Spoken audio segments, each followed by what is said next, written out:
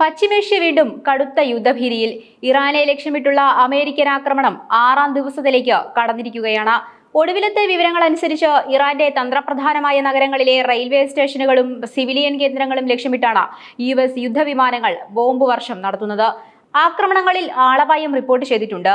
ഒപ്പം തന്നെ അമേരിക്കയ്ക്ക് ശക്തമായ തിരിച്ചടി നൽകുമെന്ന് ഇറാനും പ്രഖ്യാപിച്ചു കഴിഞ്ഞു. തങ്ങളുടെ പരമാധികാരത്തിന്മേലുള്ള കടന്നുകയറ്റം അനുവദിക്കില്ലെന്നാണ് ടെഹ്റാന്റെ മുന്നറിയിപ്പ്. ഇറാന്റെ തീരദേശ നഗരമായ ബന്ദർ അബ്ബാസിലാണ് അതിശക്തമായ മിസൈൽ ആക്രമണം ഉണ്ടായത്.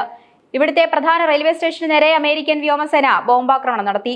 ആക്രമണത്തിൽ റെയിൽവേ സ്റ്റേഷന് കടുത്ത നാശനഷ്ടങ്ങൾ സംഭവിച്ചതായാണ് റിപ്പോർട്ടുകൾ. 2 പേർക്ക് ഗുരുതരമായി പരിക്കേറ്റിട്ടുണ്ട്. ഹോർമോസ്ഗാൻ പ്രവിശ്യയെ പൂർണ്ണമായും നിശ്ചലമാക്കുന്ന രീതിയിലായിരുന്നു US-ന്റെ നീക്കം. പ്രവിശ്യയിലുടനീളം കഴിഞ്ഞ മണിക്കൂറുകളിൽ നടന്ന ആക്രമണങ്ങളിൽ 2 പേർ മരണപ്പെടുകയും 8-ലധികം പേർക്ക് പരിക്കേൽക്കുകയും ചെയ്തിട്ടുണ്ട്. സിവിലിയന്മാരെയും സാധാരണ അടിസ്ഥാന സൗകര്യങ്ങളെയും ലക്ഷ്യമിട്ടാണ് അമേരിക്കൻ പ്രസിഡന്റ് ഡൊണാൾഡ് ട്രംപ് യുദ്ധം നയിക്കുന്നതെന്ന് ഇറാൻ ആരോപിക്കുന്നു.